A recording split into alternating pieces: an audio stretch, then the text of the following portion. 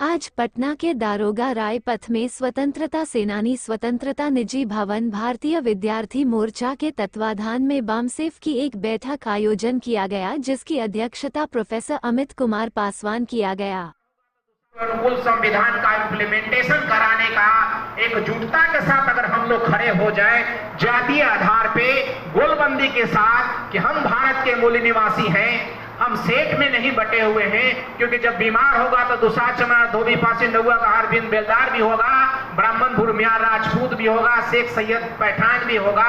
इसलिए हमारे जो मूल निवासी के जो लोग हैं उनकी सत्ता और सत्ता के सभी क्षेत्रों में हिस्सेदारी जनसंख्या के अनुपात में हो सके, हर क्षेत्रों में हो सके, शिक्षा के क्षेत्रों में हो सके, स्वास्थ्य के क्षेत्रों में हो सके, आर्थिक और सामाजिक क्षेत्रों में हो सके, साहित्यिक और सांस्कृतिक क्षेत्रों में हो सके। क्योंकि देखिए, वो गाली देता है तो आप गाली कितने इंडिविजुअल दीजिएगा, तो वो साहित्य की रचना देकर गाली देता है तो साहित्यकार ही उस साहित्य की रचना करके उसका जवाब देगा। इसलिए साहित्य का भी विकास होना चाहिए। हमारे पाठ्यक्रमों में हमारे महापुरुषों के पाठ्यक्रमों का पढ़ाई होना चाहिए, क्योंकि प्रतिनिधित्व का मतलब सिर्फ आर्थिक और सामाजिक क्षेत्रों में नहीं, राजनीतिक क्षेत्रों में नहीं, पाठ्यक्रमों में होना चाहिए। क्योंकि विश्वविद्यालय में जो बच्चे पढ़ते हैं, जिन महापुरुषों को पढ़ते हैं उनको जानते हैं। और हमारे लिए पूरे संपूर्ण भारत के, अखंड भारत में जितने महापुरुष हुए, चाहे वो हरिचांद हो, गुरुचांद हो, और उसके बाद में हमारे बाबा साहब डॉक्टर अम्बेडकर हो, एक एडवोकेट भीष्मदेव दास हो जो फर्स्ट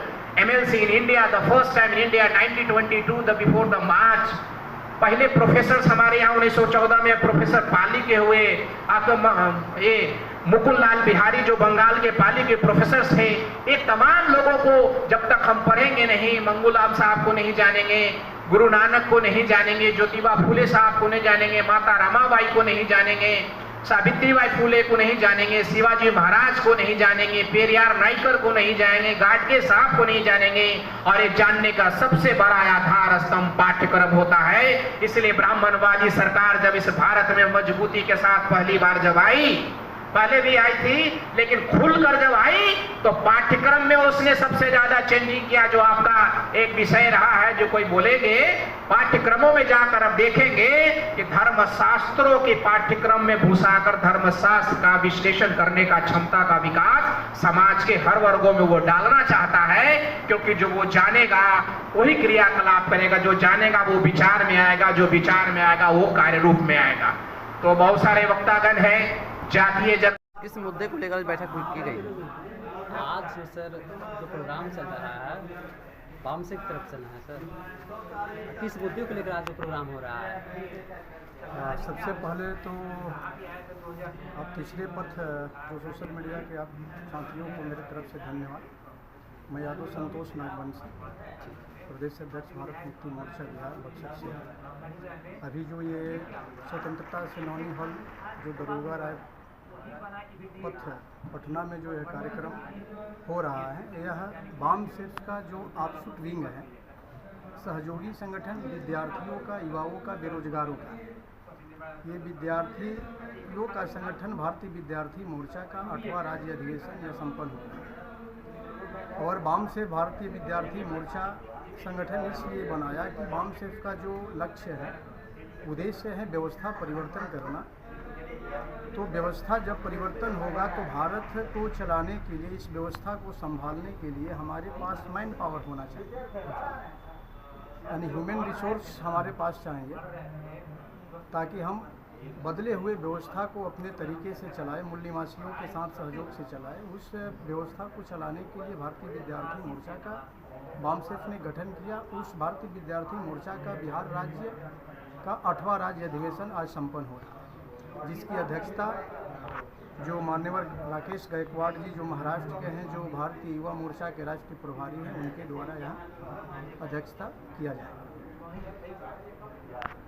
भारतीय विद्यार्थी मोर्चा का यह कार्यक्रम संपन्न हो रहा है। जी जी सर, देखिए यहाँ पर कुछ इसमें कुछ चिंतन, जिस सब्जेक्ट को लेकर आप लोग यहाँ चिंतन मनन कर रहे हैं, उसमें कुछ ऐसा था कि आज जो है राष्ट्रीय स्तर पर बेरोजगारी और बहुत से ऐसे मुद्दे हैं युवाओं को लेकर, और साथ में जो ईवीएम के मुद्दे पर भी लोगों को भटका दिया जा रहा है। आजकल का राष्ट्रीय मुद्दा भी है सर, इस पर क्या कहना चाहिए? सबसे पहले हम तो बताना चाहते हैं कि आज का जो है कार्यक्रम है, उस कार्यक्रम का जो सब्जेक्ट है, मुद्दा है, उस मुद्दा में पहला मुद्दा, ऐसे 4-5 मुद्दा हैं, लेकिन उस 4-5 मुद्दा में जो पहला मुद्दा है ओबीसी की जाति आधारित जनगणना, जो 90 वर्षों से जो हमारे शासक जातियों के द्वारा यानी ब्राह्मणों के द्वारा जो नहीं कराया जा रहा है। आप अखबार पढ़िएगा, आज पूरा जो बिहार का जो क्षेत्रीय लेवल का जो मजबूत पार्टी है, जो स्थापित पार्टी जो आरजेडी है, राष्ट्रीय जनता दल है, आज 1 सितंबर जो पेरियार ललई सिंह यादव के जन्म जयंती के अवसर पर जो वाम सेफ ने लगातार 1 दशक से ज़्यादा लगभग 13-14 वर्षों से ओबीसी की जाति आधारित जनगणना को लगातार निरंतर मुद्दा बनाकर जो समाज में जन जागृति और जागरण करने का जो काम किया, उस जागृति का परिणाम है कि आज आरजेडी जो बिहार की जो सबसे बड़ी पार्टी राष्ट्रीय जनता दल के द्वारा आज बिहार के 38 जिला में धरना प्रदर्शन किया जा रहा है कि ओबीसी की जाति आधारित जनगणना होना चाहिए। यह जन जागृति किसका? वाम सेफ का। वाम सेफ ने करोड़ों पर्चा में इस मुद्दे को छापकर करोड़ों लोगों के पास यह मुद्दा पहुंचाने का काम किया और आज जन जन का मुद्दा जाति आधारित जनगणना यानी हमारे दुश्मनों का भी मुद्दा बन गया। हमारे लोगों का भी तो यह मुद्दा बना ही हुआ है, लेकिन आज हमारा दुश्मन भी यानी कांग्रेस बीजेपी के भी लोग कह रहे हैं कि हमारी सरकार, हमारी सत्ता आएगी तो हम जाति आधारित जनगणना करवाएंगे, लेकिन उनको करवाना नहीं है। कांग्रेस बीजेपी ने लगभग 90 वर्षों से ज़्यादा ओबीसी की जाति आधारित जनगणना को रोक के रखा है। इसलिए हमारा सबसे पहला मुद्दा है ओबीसी की जाति आधारित जनगणना ताकि हो और संख्या के अनुपात में सभी क्षेत्रों में जीवन के हर क्षेत्र में हिस्सेदारी देने का यह बात है। ओबीसी की जाति आधारित जनगणना या सभी जातियों की जाति आधारित जनगणना हो और जिसकी जितनी संख्या है उसकी उतनी हिस्सेदारी जीवन के हर क्षेत्र में देनी चाहिए। ऐसा भारतीय विद्यार्थी मोर्चा अपना मांग उठा रहा है पूरे देश में। लगता है क्या, लगता है सर संभव है कि जिस तरह से जिसकी जितनी संख्या उतनी भागीदारी आज के राजनीतिक क्षेत्र में मिल रही है, मिलेगी? ये अमल में था।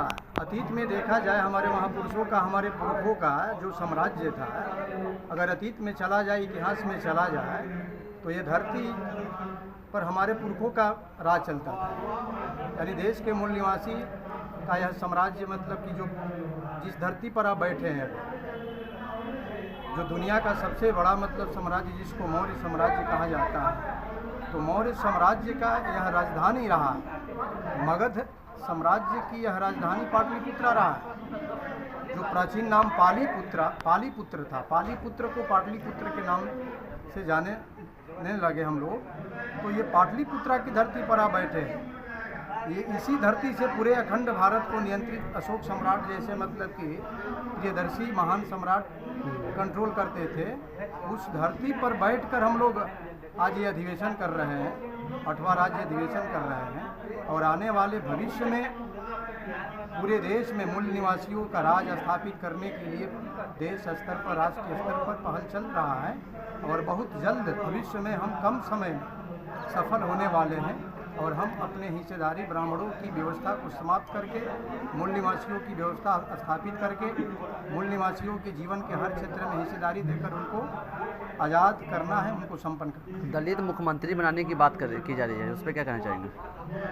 हम दलित नहीं हैं, हम इस देश के शासक हैं। कुछ तथाकथित जो मतलब बहुजन समाज के नेता अपने को दलित कह रहे हैं और दलित के नाम पर जो राजनीति करना चाहते हैं, हम लोग दलित नहीं, हम इस देश के शासक रहे। हमारा इतिहास दलित का नहीं रहा, माने दबने कुचलने का नहीं रहा, हम लोग शासक रहे भाई।